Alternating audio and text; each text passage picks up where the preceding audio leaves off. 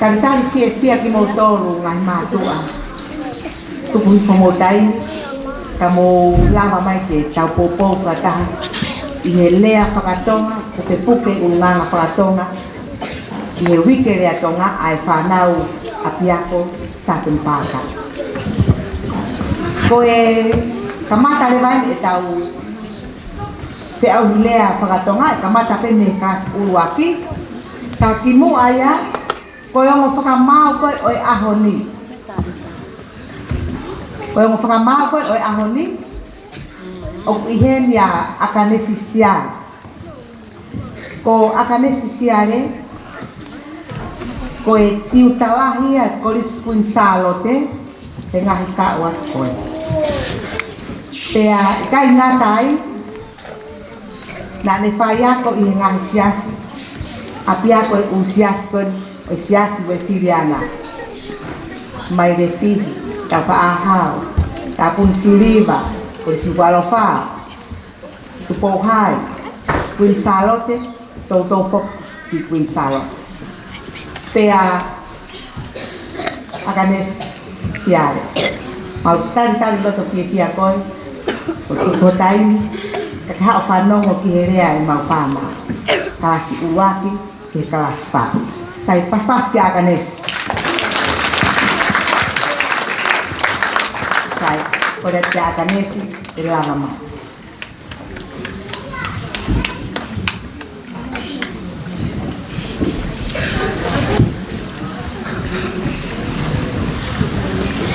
Kaya pas ki ne tau whakamau a hori.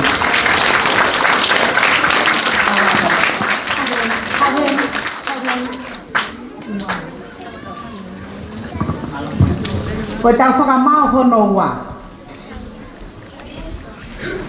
Ko iko ko lahi e tau ke, se ko hak ua ki pewa, ka tau omi le bata tole whai whekau. Ko e whakamau koen hono wa, ko hola paia, ko e whai whekau purea o e siasi tokai maananga, ka pehe foki ki e siasi i papakula. Ko hola paia, aia ko e naya ko pe i e koris ko tupou, toloa, an ko e te au koe na, tako koe na siawa o te nawo o aahi ki toloa. Pea me hiki me iai ki he tupou high school. Na me haurewa ki heni o ako whakawhai whekau. Ko neongo mātua ko naua na na kokotuu ai siasi koe i Otala, ai a koko he ahon koe parish i Otala. Hola paia, mau tari loto fia koe e ke lava mai o whakamau e mauria. Kasas kato ke hau. Whawhea ki heni ai koa te talasiti o i apia kone. Ko whai whekau havea whai uiha. Aia koe a pihi poate. Koe te ki hau. Ko tia ni taka aki, e ka uke tia. Whakalangi te koe hui, o pia te tau kau whakamau koe ahon. Pea, koe ten pia peta, tokoni mai te tānaki o e tokoni mai peta ki tānaki o e maka koen koe e whai koen he e oate o mo whakamau ko na whakamaka pēr naua pa ke tānaki e koe. Tai ko kore hen kalastaha. Tai koe kalastaha te tau kamata aki.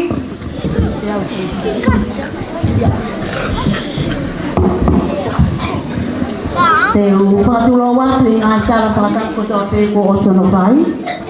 Sai ata ke hoko atu e katoanga o e ahoni. Koe kalastaha eni, ai a kua kalastaha, koe kalas koe ni, koe kalasitaha e to e hoko maanai. Toko tanga pitu e kalas koe ni, te uki ai pe whahinga e mō kātaki, koe koloa pe se nau tu ak me heni, kapai kai ke nau lawa lau, sai pe ko tau ko owe. ko e lea pika uluaki ko William Kolomaile Kivalu.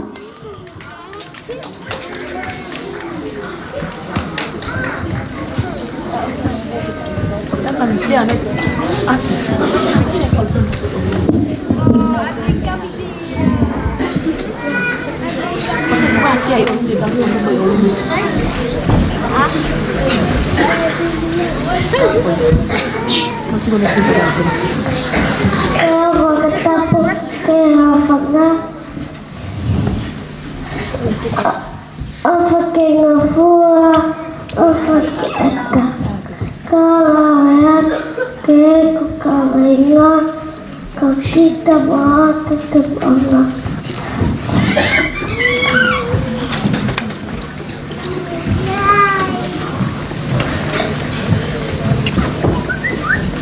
Kau keluar, kembali.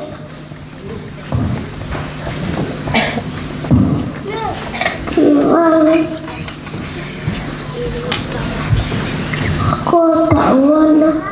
Kau kasih tahan.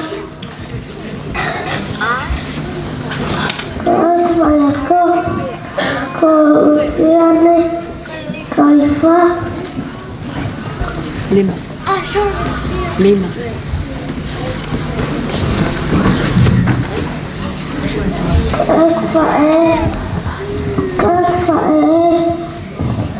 kembali tetap kiwalu karena mai mai kelelea lalu paham kalau faasna ia pengawal kata mai kau yang kiwalu karena mai kamaya funa aku Ai, masih pakai pengangan aku. funa kalau aku apele mafuka awak nak bayar tenang awak ketemu si tengah aku over tengah ketemu aku kalau ya kau Tuan masih. katakan kita kau tengah tahu kau berkiau ada kemarin itu otak yang kau kaya lihat mahal kepada ini wajah Mana ayah ko William Kolomaile Kivalu ya. Kasi kawa. Oku kakajo kuhema amele moala. Iyo. Kapato mo mai ka tika ke ha kuheni toki hokate anai. Kasi katolu meletonga palelei. Meletonga palelei.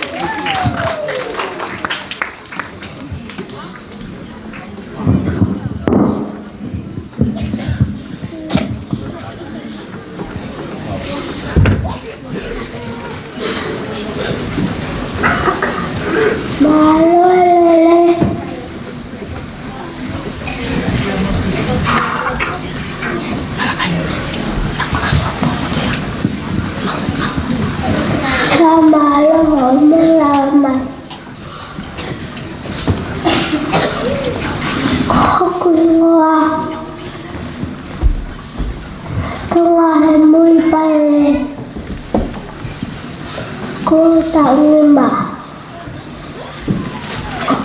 phải không biết ai à kita mai fale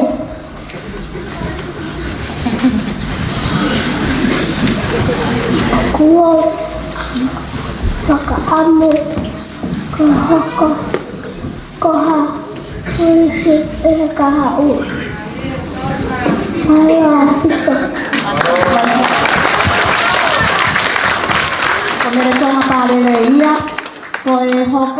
ko Michelle Diana Mataele.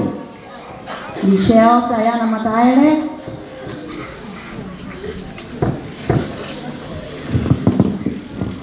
Malo elelei, pea malo ho omo lava mai, ko hoku hingoa, ko Michelle Diana ho Mataele. Oku wau ta uono, ko eku fae, ko anaseni Mataele, ko enelele mai meihe matahangale, mei nuku nuku, ko eku tamai, ko liti Mataele, ko enelele mai meihe puatale fusi, mei le yafu wawa'u. Ko eki ita ahine tongau, pea oku wawako ke opoto elea whakatonga. Oku wau kalasitaha ihe loki whikawha. Ko eku taungu a ke hoko ko hatoke tā. Ihe kahau. Ke otoko ni'i heku family mo e whanua. Malo au pito. Pasma malo au pito Michelle. Ko hoko ko taufa akatasete. Taufa akatasete.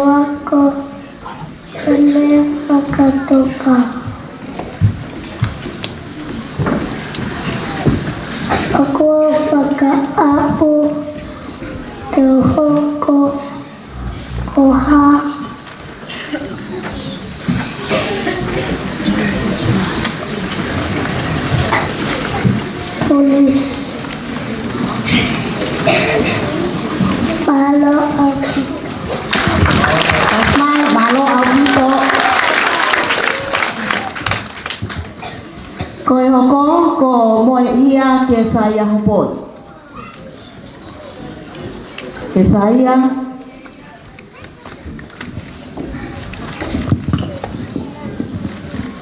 malo elelei pea malo hamala mamai ko hoku ingoa como ia kisea ola e ofa hupot.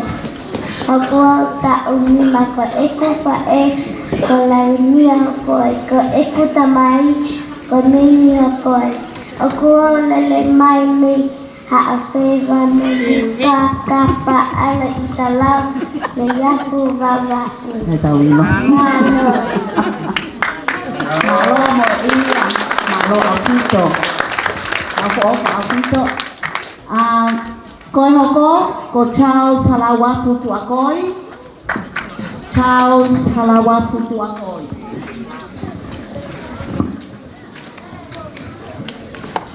Pakatapu kia hau eki mo ha'atakilotu.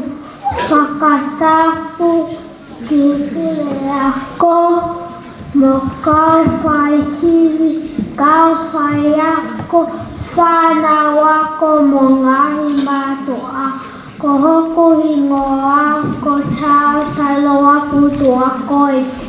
Ko ku taumima, ko eku tamai, ko mahi, ko eku fae, ko mesteita, oku au hau me o tea, taka malolo no hawhero, oku o ako I satepa ku, oku o whakaamu ke o hoko ko a polisi, ke o tokoni, ki hono malu'i ho tau api ako mo nilisi mo sa society te lokai ki nau tolu o kupakilita mo sa alau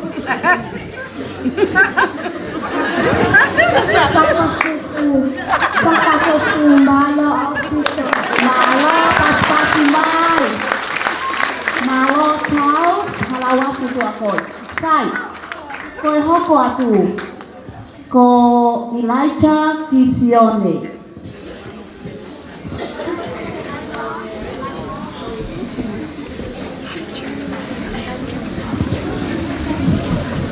Elijah Kisione makra.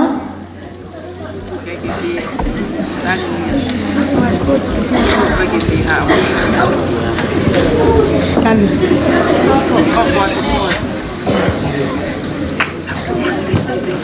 Sai pe matua kapag gilalaw ko tao fo owena.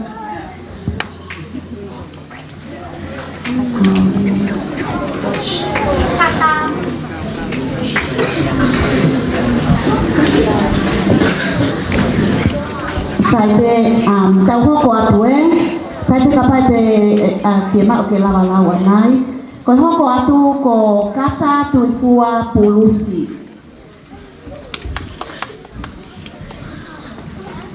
Malo elele pea malo ho mau lava mai. Ko hoku hingoa ko kata tuifua pulusi. Oku o ta uono. Ko eku fae ko lise pulusi. Ko anelele mai mehe. Haniara mei Solomone. Malo.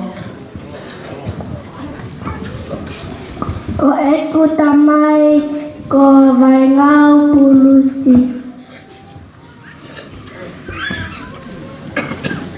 Ko enelele mai me fata maafana me vava ulahi. Malo. Ko eku tamua ko ha polisi malo apito. Malo kata. Sai ko hoko atu ko kone lino sulaki.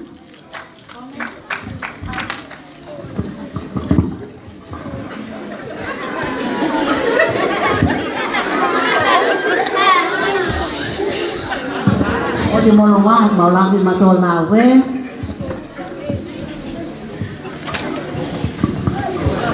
Halo.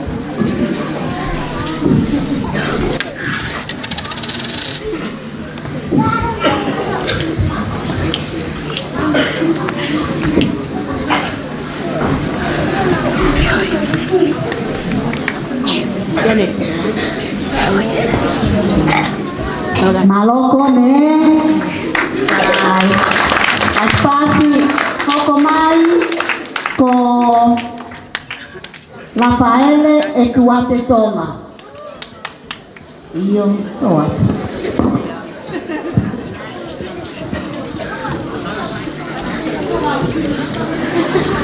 Malo lele ko hoko ngoa. Ko Rafaele Tonga e Tuate. Ko tua ta uale. Ko pae ko laki. Rồi. Ko tamai.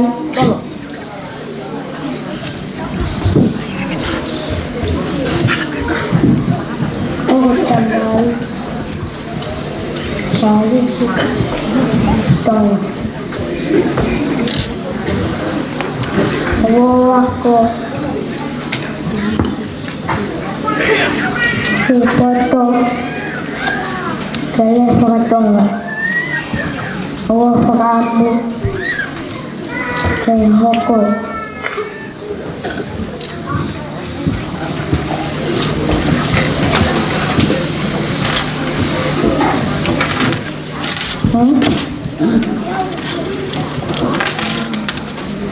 Kaya polisi. Kaya apito. Ai malo apito pastasi mai. Ko hoko Joshua Clayton Fortu. Iyo. Mahal pe mohe. Ko hoko atu Manaya Chai Havea. Manaya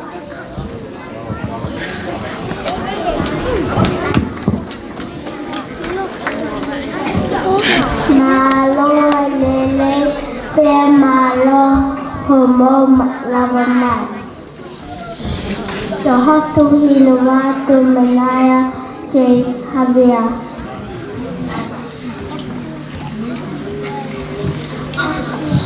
Otuo ta olima.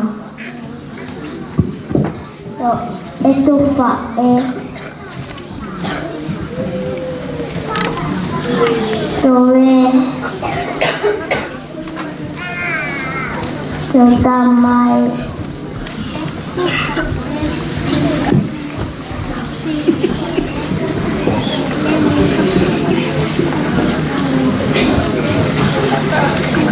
So itu fae.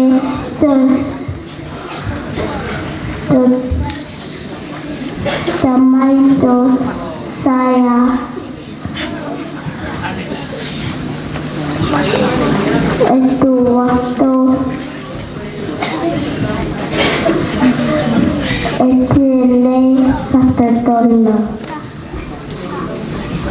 Otuo Patama Amu Kehoto.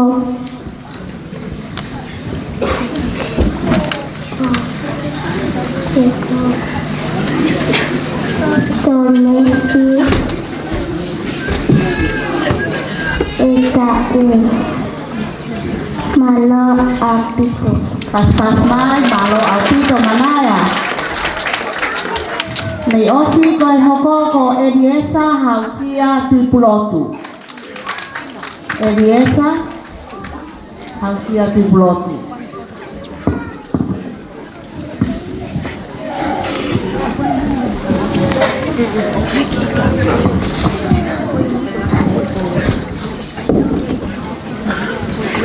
Malo elele pia malo o mola vamai. Kohoku hinoa ko Eliesa Hausia imuana tu ipulotu. O kuauta uono. Ko eku fae ko litea tu ipulotu.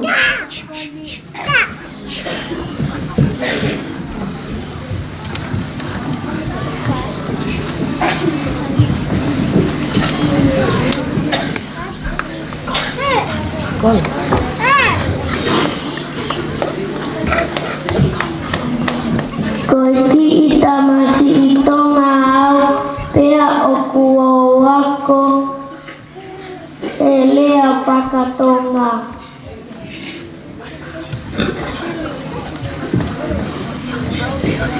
o kuo whakaamu ke uhoko ko haso tia i he kahau malo au pito. Malo au pito, Eliesa. Kataki pungina folau.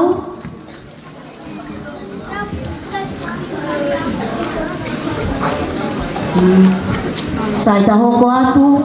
Ko e lea hoko ko tarita taulaga. Tarita.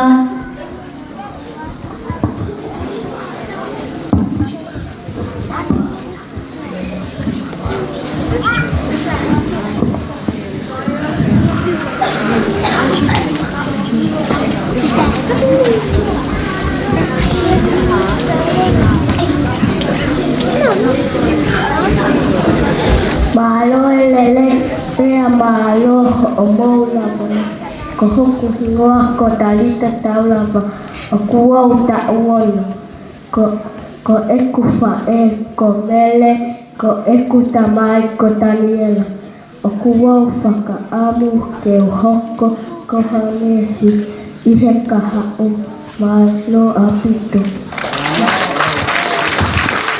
Malo au pito ka ama tarita ko hoko ko hanesi. Ko e lea prausi. Lea prausi. Ko pau molevuka saipaya. Pau molevuka saipaya.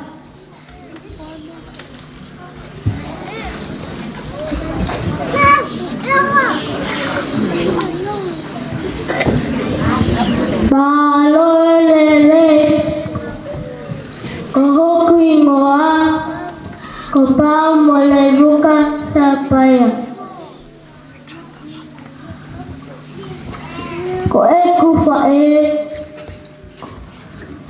ko milika fono sapaya ko ene lele mai mei he funga asitu mei holo peka hapai ko eku tamai ko Pinau sapaya ko ene lele mai mei he wai ko lele alu mei basilemea tonga tapu ko au whakaamu ke ohoko ko asotia ia kahau malo apito. Malo mo pati mai. Ko tua se sai na Maria ko ni te polau. Te mo Joshua.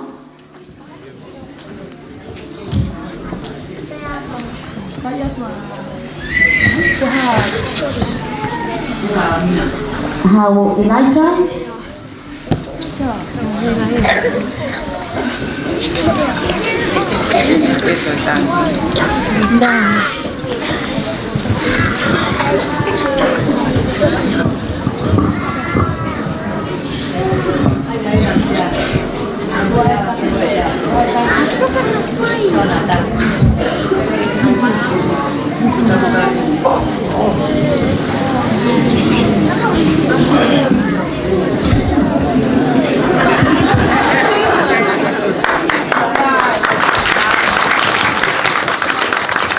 Malo apito ko matanga ya ai lea ai kelas dah ko ini.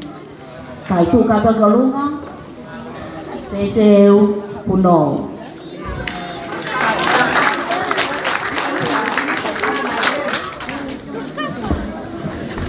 Sai kita kita falolo ko pada ite ye kelas kan atau osi ai lokita. Kalau kini main peta tang pe moia. Ko kelas dah hai. Ho pada ni kelas dah. Sai ko ta hai ka ke hen ka ete hus ka ko pa tu pe ko ha ke no hen pe ka. Oi lua kilea o sioi tu yon.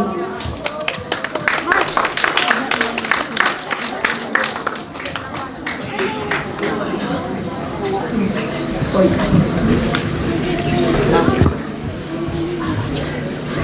Baloi lele Sawala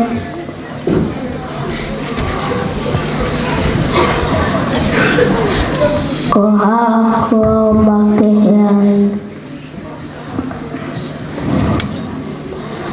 Koha ko nga kasi offer tutuyono Ko eku fae ko anak tuyono Ko eku tamay ko kira tuyono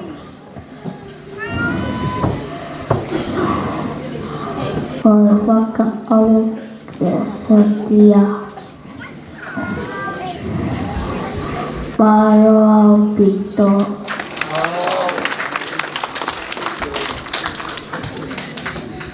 Koe hoko ko laminia ma motos.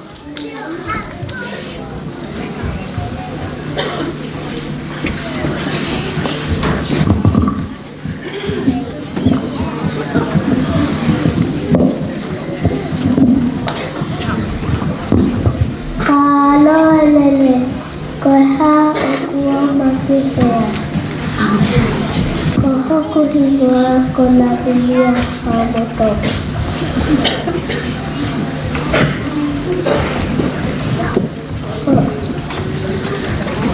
Koha ku tahu dimana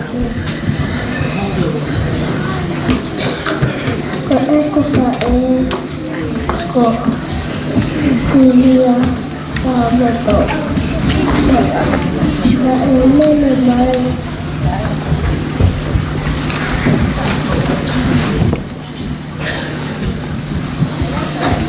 Leitama Koe kutamai Koe kutamai Koe kutamai Ko Kulasi Kami tau Na ini lemai Leitama Suruh kami kan hukum sebentar. Malo aku tu. Malo laminia koe hoko ko toise kopi.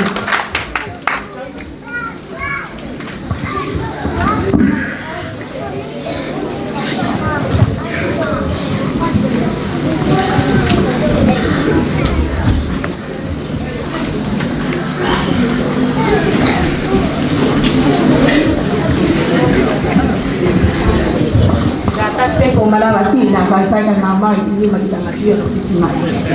Koe hoko ko isang manako. Isamo? Gayena? Itai. Koe hoko ko Viola. Kata.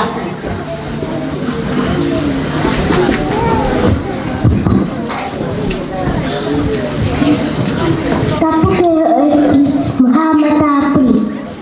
Tapi ke Farsi. Tapi ke Pri aku bukan Faya.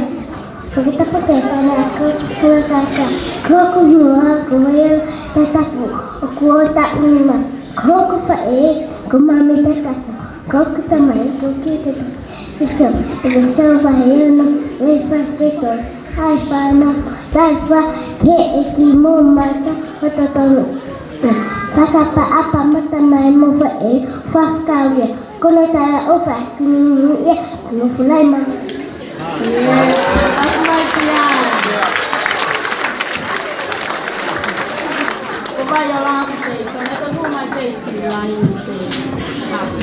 Saya hoko aku konu PVTT.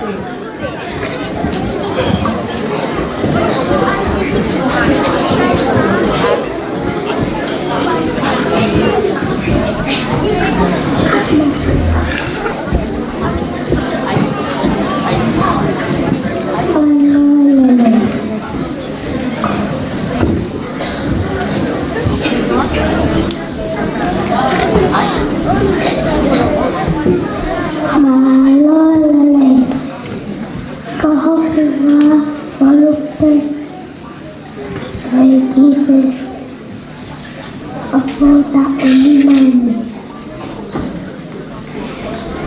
foto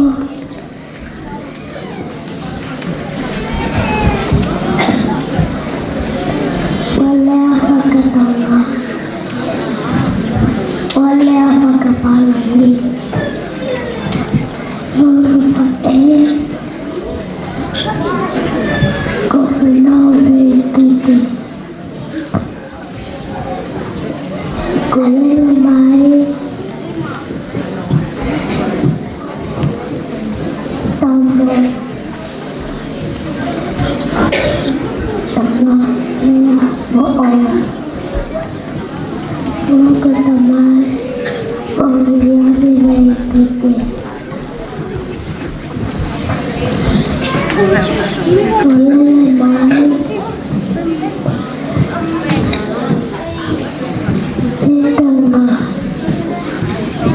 kamu kehoko kau kita waktu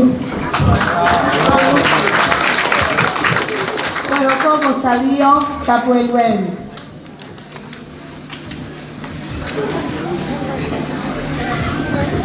Maloi lele koi ha ku make ai ko hoku ingoa ko salio pale tapuewen o kuo ta unima o kuo poto o kuo ihelo kinima o kuo poto hele whakatonga mo hele whakapalang iyo koi toto atuia ko hingoa e ku fae ko hingoa e ku fae ko seini loi loi mahe ko ene lele mai nei he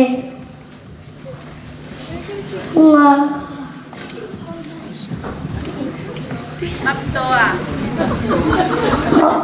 maputua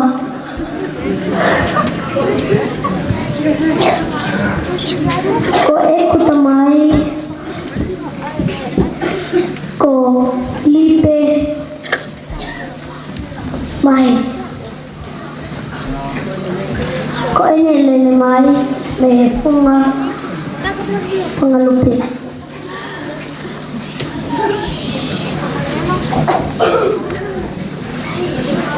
ya ko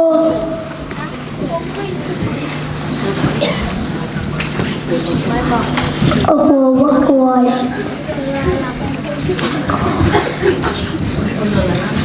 kaya lalanga ke wako ko polisi tonga ke tokoni kio pae mo ko family malo apito Bueno, ko Thomas Kai.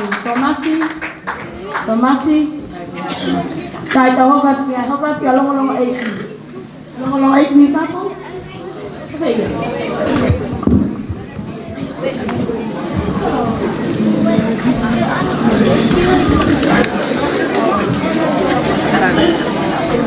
Oh, okay.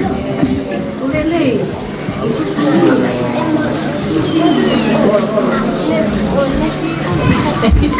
Alia.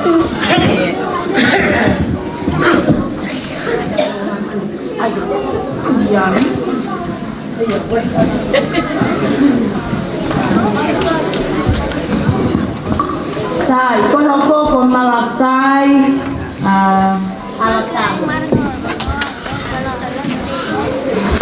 Maloi lele koi ha o kuo make ai o kuingoa ko sene Malakai alatan o kuo ta uono o kuo wako ieloki nima satu mpaka mange kuau koi ki tamasi tonga o kuo poto elea pakatonga o elea pakapalangi iyo koto tuya o kuo wako ai ono lalanga ono to onga mo ui ko eku fae ko Ana Maria halatan ko enelele mai me funga anauku sio koyongo utulongo a ko eku tamai ko ausia halatan ko enelele mai me funga anauku pai ko tapinga walolo ala malu ya ko o kuo wako ai kono lalanga kono to onga mo ui uluaki ngawe mateaki ua paka apa whakaapa-apa ki o tamai pehe ki e kakai. Tolu, ilo I kita, ko I ki tamasi tonga. Wow ngataha. O whakia ko taha ko toa pe. 5. Lelei taha. Aku lelei taha I a ko toa pe. Ko e ku tamua ke ka u ko hoko kia polisi tonga ke tokoni ke kakai mo ku family malo au pito o fatu.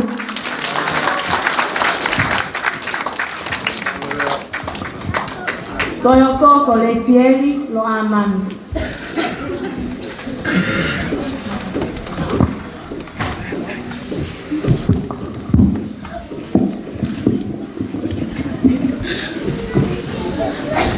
Ko hayau, ko hoku hingwa kolesieri emod patong yau lalo aman. Oku iai hoku hinga moe tamu ane pakatoka ma aku. Ko elesieli, ko e kukui, ko e fae, e ku fae. Pea ko e pefine na e alaisia mo kolonga, ko e fetungi nila ma ai tau tupu, kelanga ha mo ui aunga I heu kongkonga. O e whakakina, mo I ngahi hia kihe kehe, na ane lo me kina hona kuonga. Na e o I mo ngahi, e na mo ui, ke hange ha e malata pe maka koloa mahuinga maka tuunga ia sisu kalaisi. Koe patong ia neola pe a koe whaka anaua ia e kuongo matua ke a aku mae ke whaka koloa hatu sangata pe a ola e malata ke tau ki o tua motonga. Kua ia le siari e mo patong ia lalo aman tua ofa. Koe tau mui e ku whakaari-ari te haka e aku ai ma I mua ngohua a kuin sa lote tupotolo. Kolesieri o kuai re kalasi I he Tepans, bea moe Pele. Ka kolesieri ke mau ke whakari atu e ni Pele I he ahoni koe taha ia ni ngahi kare niki o ku ne lava. No kai ke ilo ku hane hoko ki hoi I wa.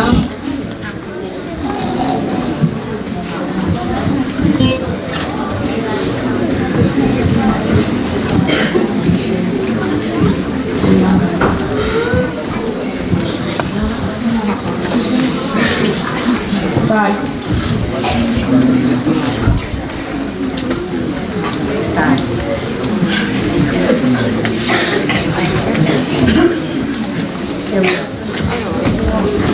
Mahalbe ka ke lava ai foi fasiota pamolmore pe fae a alesegi o ku na o mai pe pois ai foi hiva ka ko de lava ai fa na o tat wa pe no ko kia o pamalo aten ka alesegi e pas pasiva alesegi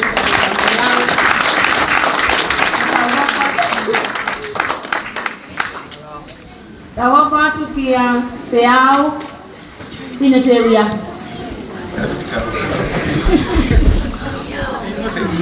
Iti hok na ke kia lolo e ki ha kon ku sai ko tu e ha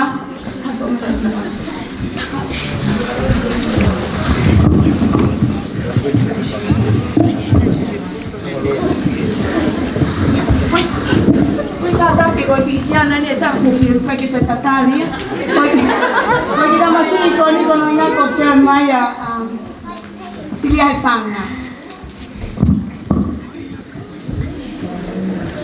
Walulai kira te voy a ver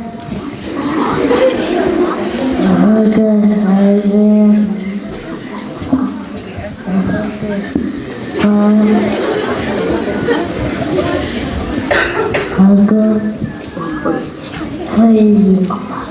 I'm fine.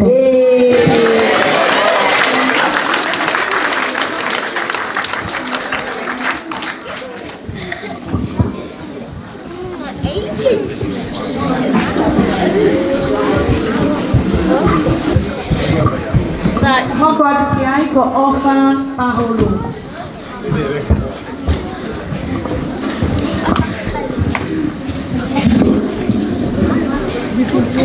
Maloi lele, koe ha kuo makehe ai. Ko hoku hingoa ko osa ki pane pahi. Ko hoku ta uono eni. Oku o wako i he loki nima he api ako sato ni paka. Mangele, ko a uu koe ki ita hine donga au. Oku o poto he lea whakatonga koe lea whakapalani.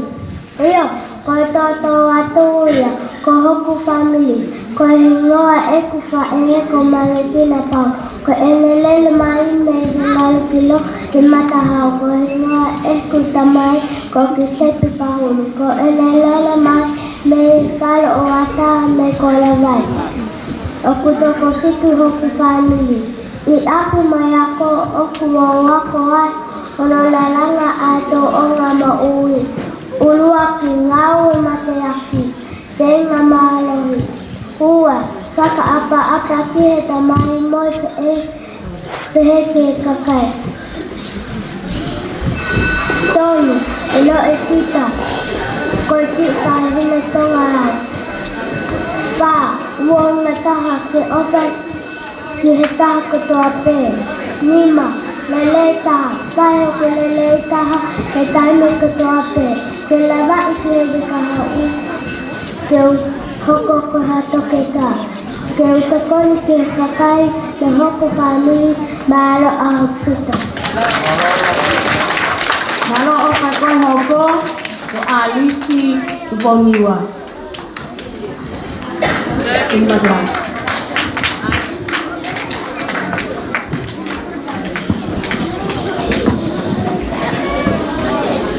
Maloi lele.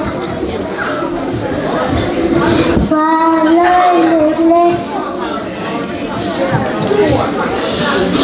Ko ha o kua pakehea. Ko hokui wako ali. Pake pakatasi kiponi. O kua ta udivain. O kua wako ihela kiriwa. Kase paka pakehea.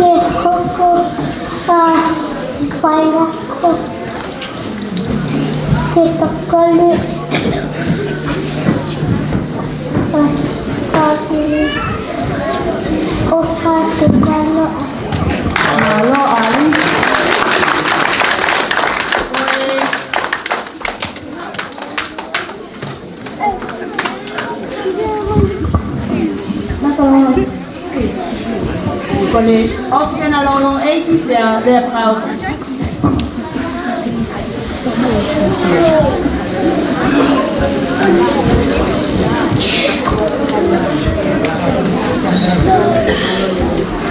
Malo elele, koala okuo mokea. Kohoku inua kolongo iki ni kapu. Kohoku ta uono ene. Kohoku wawako iloki nima e apia kakatoli paka mangi. Koau koiki itamasi itama. Kohoku wapoto hele pakatanga ole pakaparang. Koto hatuli. Kohoku family. Kono ekipu. Ta ego pakola ni kapu. Ko enele na mana he.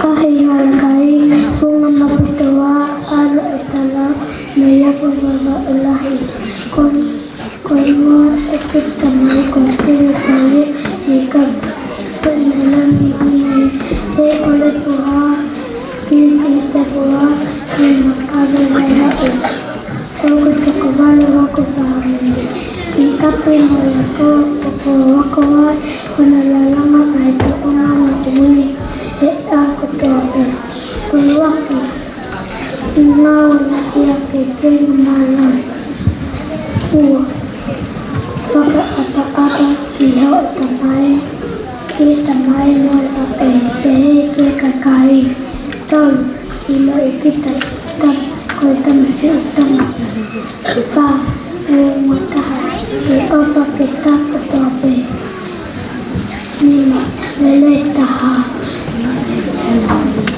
Pai ini taha hete kutope ya kenapa kutapo keka koko hapati itu koni kakai aku family naya papito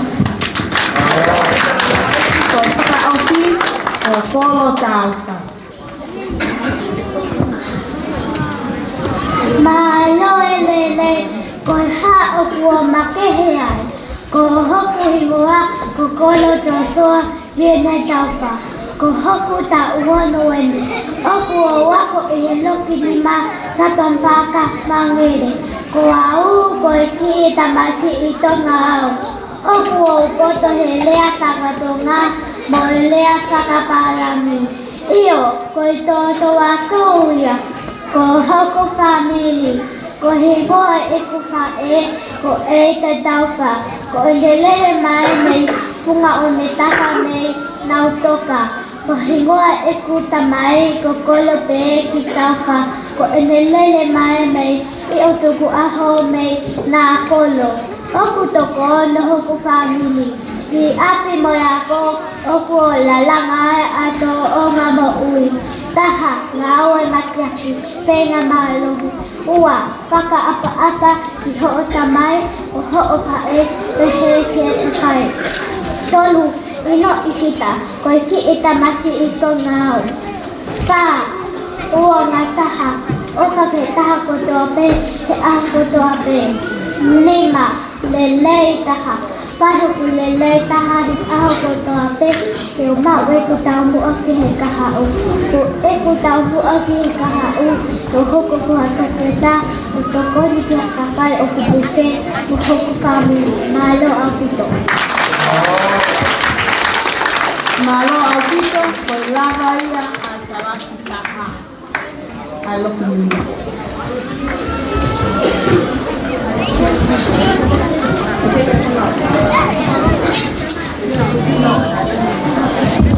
Pasal satu amai kihe kasta. Umai makina. Ko e auhile ai kalasta. Oka ni pishishi. Ko tolu.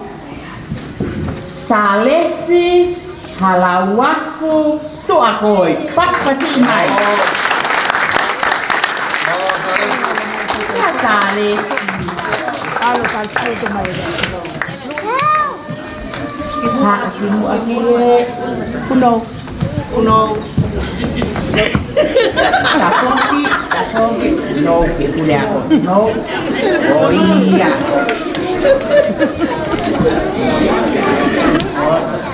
Say malo, Tay chân.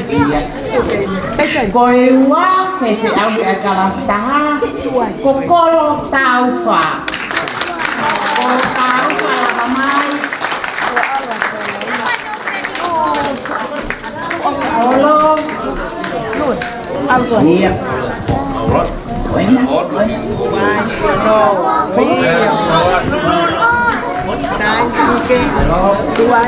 Koe hua he kalastaha, kolesieri lo amani.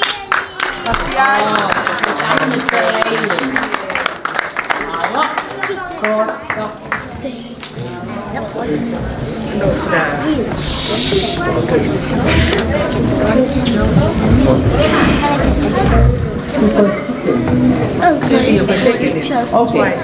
You're not the one that Koe uluaki kalastaha, panoho uluaki. Malakai halatanu, pakai.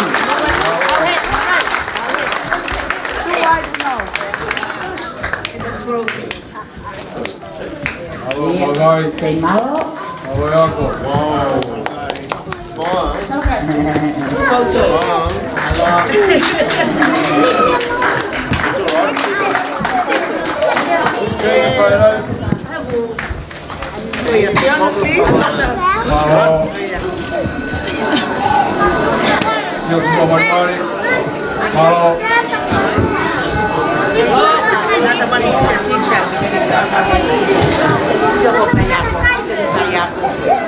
Hello.